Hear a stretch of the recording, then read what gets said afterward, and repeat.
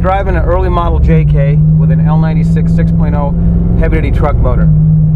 This is a heavy JK. We're on 40s. I believe we got double throwdown on this one. We have an Atlas 2, just a lot of weight.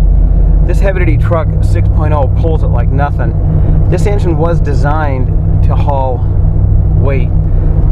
So we have some compromises with that, and we also have some advantages to that. The fact that it is designed to haul weight means it has a lot of torque and can easily move your JK. The flip side of that is GM is very conservative on the tunes for these 6 liters. So guys in the swap world put these 6 liters in, and sometimes they're disappointed with the power they put out.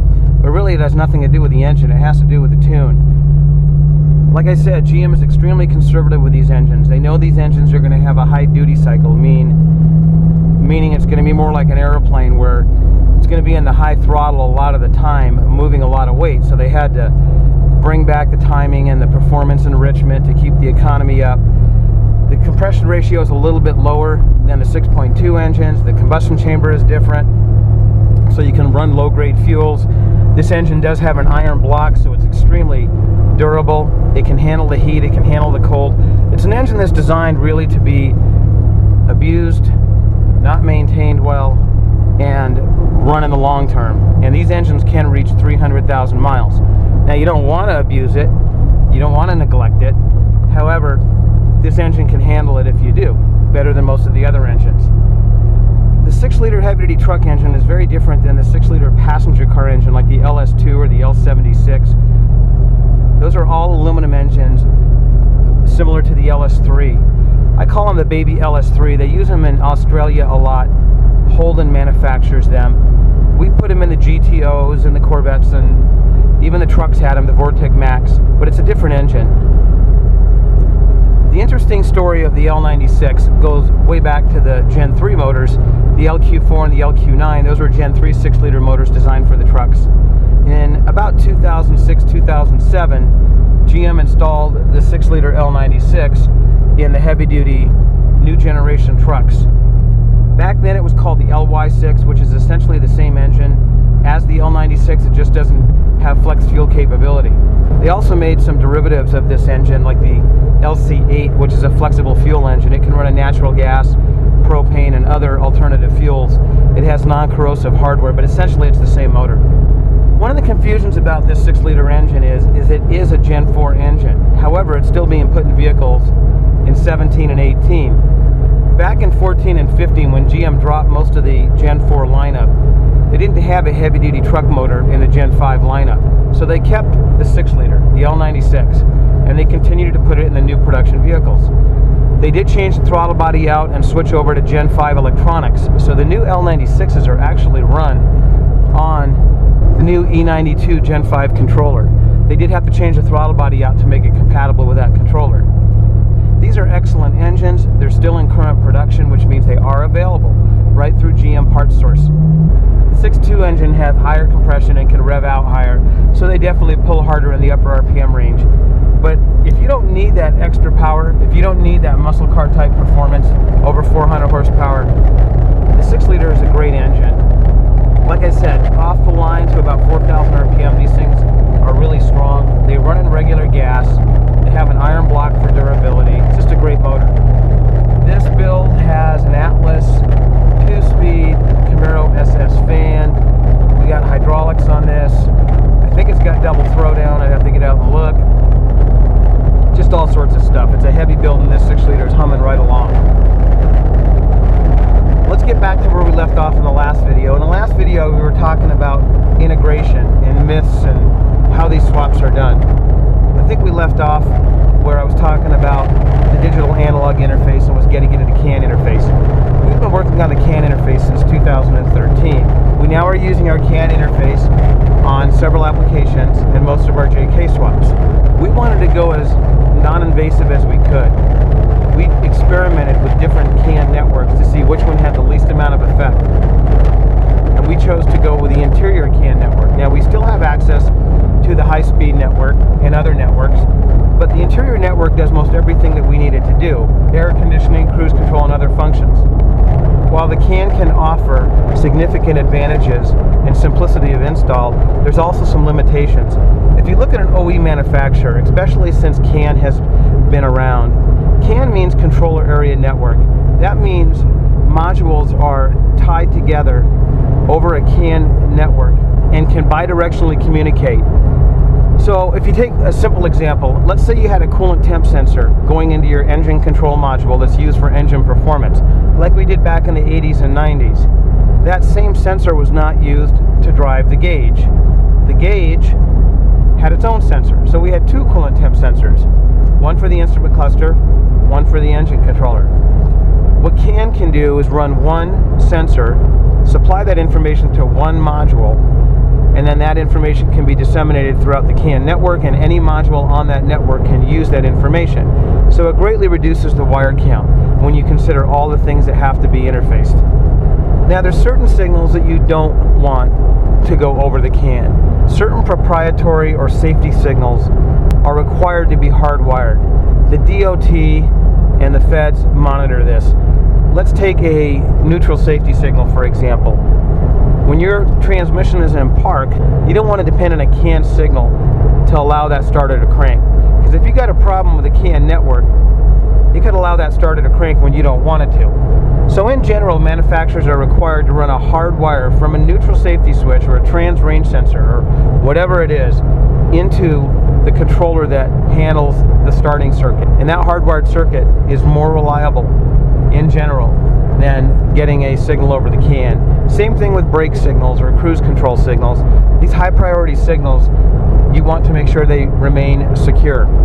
So that's what we've done. Even though we've installed our CAN interface, we've mimicked these high priority signals and hard wires. I know you guys have heard a lot of this information before, but let's try to keep it quick on this build. This JK is running an L96. It's a late model L96 that used a Gen 5 controller. We changed the throttle body out and we're running Gen 4 electronics. We upgraded this to a Camaro SS fan. The Camaro SS fan is completely controlled by the GM computer for engine coolant temperature, transmission temperature, condenser pressure for the air conditioning, vehicle speed, and all the other parameters that the factory vehicle had. This vehicle is using our easy bolt-in engine mounts. We did not modify the frame. We did not drill a single hole in this vehicle to do the swap. That's becoming more and more priority in some areas where they require no modifications to the frame or chassis.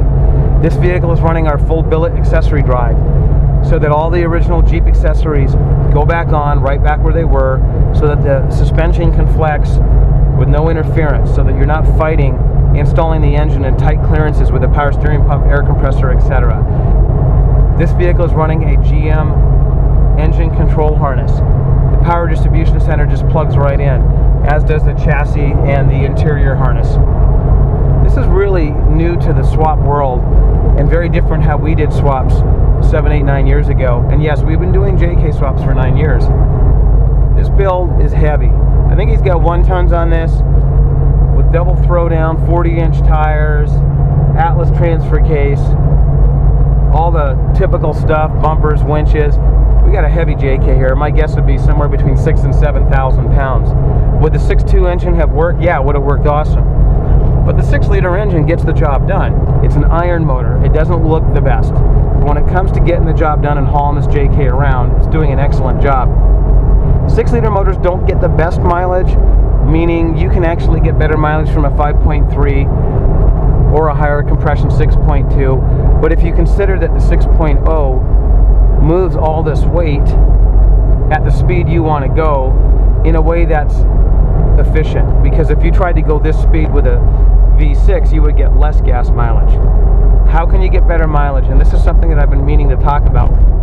Guys expect to get 4, 5, 6 mile per gallon increase when they do a swap, and that's just not going to happen. We've talked about the physics, how much energy is required to move X amount of weight. There's all sorts of dynamic forces, including aerodynamic forces, that will determine what kind of mileage you get. What can you do? Well, 1, gear properly. You want to be about 2,000 RPM at 70. 2 is how you drive. This is a very heavy JK, and when I take off the line, this thing feels like a go-kart. It just jumps. Now in a V6 you did not accelerate the same way because you couldn't. Even if you floored a V6, it wouldn't pull like this 6-liter does at part throttle. So here's what I basically tell my customers. Whatever you're getting now with a V6 is probably what you're going to get with a V8, maybe a little bit better, based on how you drive. So if you were to drive your V6 and you're going up to Utah, you're going up to Moab, you're going to be driving between 65 and 70 miles an hour up some of the grades, especially if your Jeep is highly modded. If your Jeep isn't modded, you can go faster, of course. However, if you got a highly modded Jeep and a lot of weight, you're not going to be going 80, 90 miles an hour up some of these grades. What ends up happening is when guys get these V8s, they end up going faster because they can. It's easy to go faster. The motor's not struggling. And the mileage is similar. So essentially, if you drive like a reasonable person and go the speed limit, you're going to get the same mileage as you did with a V6. With a V6, you are going slower. Now, if you slow down to the same speed that you were going with a V6, you will get better mileage. These 6-liter truck motors and the 6.2 truck motors, the more weight the JK is, the more load it's under, the wider the spread of the mileage, meaning the better mileage you're going to get with a larger motor.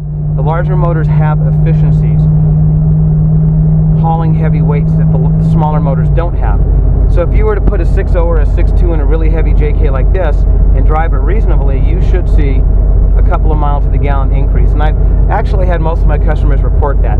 So the 6-liter makes an excellent engine for a heavy JK. In a light JK, I'd go with a 5.3. You want that muscle car performance, go ahead and get a 6.2. Doesn't matter which one.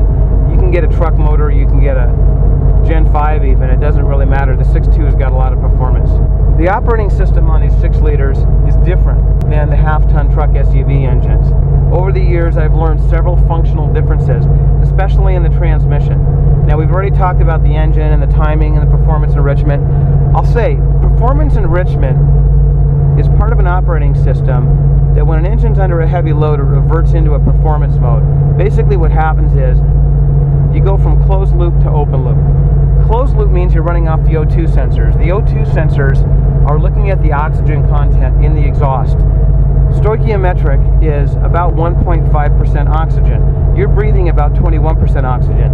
So most of that oxygen gets burned in the combustion process. The O2 sensor targets 1.5% because many years ago, really smart guys determined that stoichiometric was about 14.7 to 1, which was the best balance between economy and performance in a gasoline-powered engine. Now that's gasoline-powered. Most of us aren't running pure gasoline. We're running some alcohol and some other additives in these fuels, plus they're oxidized. So we're probably running about 14.2%. The O2 sensor doesn't care what the primary hydrocarbon or fuel is. What the O2 sensor is looking at is that oxygen content. So it's targeting 1.5%. At 1.5% in closed loop, your O2 sensors are switching, and you're getting the best balance of economy and emissions. When you put under a heavy load like I am right now going up this hill, the engine needs to put more torque and power out. The engine goes into what's called a performance enrichment mode. That usually happens at around 80 kPa, and of course it can be adjusted. How much we enrich in the motor, how much spark comes in or goes out, is all controlled by the computer and how you program it. Once you go into performance enrichment, you go from a closed loop state where you're running off of the O2s to an open loop state, which basically means it's digital or programmed fuel injection. The computer is now dumping fuel into the engine at about 11 to 12 to 1. 11 to 12 to 1 air-fuel ratio will give you more performance. That's where race cars like to run. The flip side is you're using a lot more gas. So here's where I was getting at with the 5.3 and the 6.0. The 6.0 under a heavy load and a heavy JK can stay out of performance enrichment on grades like this and stay closed loop. In fact, you can see I just upshifted into high gear going up the steep grade. And I know that a V6 has a hard time holding third gear with a 4-speed transmission up this grade, and it is in performance enrichment. So if this 6-liter stays in a higher gear and in closed loop, it can get better mileage hauling up this hill than a 5.3-liter smaller displacement engine in performance enrichment or a V6. There's the advantage of a larger displacement engine. AFM or DOD takes it to a different level. It takes that large displacement engine and when under a light load tries to turn it into a smaller displacement engine. So it cuts the displacement essentially in half and reduces the pumping losses that the larger displacement engines suffer from. So now I'm going to give it some throttle, and we're going to go into performance enrichment. We're going to downshift into fifth. Now we can see what gear we're in by bringing it back into the bump shift mode, and you can see we're in fifth. If I wanted to go into fourth, back up to fifth, it's all controllable. We did upgrade this early JK to a bump shifter, so we have a 12 and newer console and bump shifter installed. The 6-liter can be an efficient engine in a heavy JK. If you're in a light JK, then you're better off with the 5.3. The half-ton tunes have more aggressive performance and more aggressive economy programming. The 6-liters are all about hauling weight and longevity, so they're very conservative on these tunes. If you were to lean a 6-liter out in a 10,000-pound truck hauling glass and run it hard up a mountain grade, you could damage the engine. But in a JK that weighs 4,000, 5,000, 6,000 pounds, the 6-liter will have no issue at all with a little bit of performance tuning.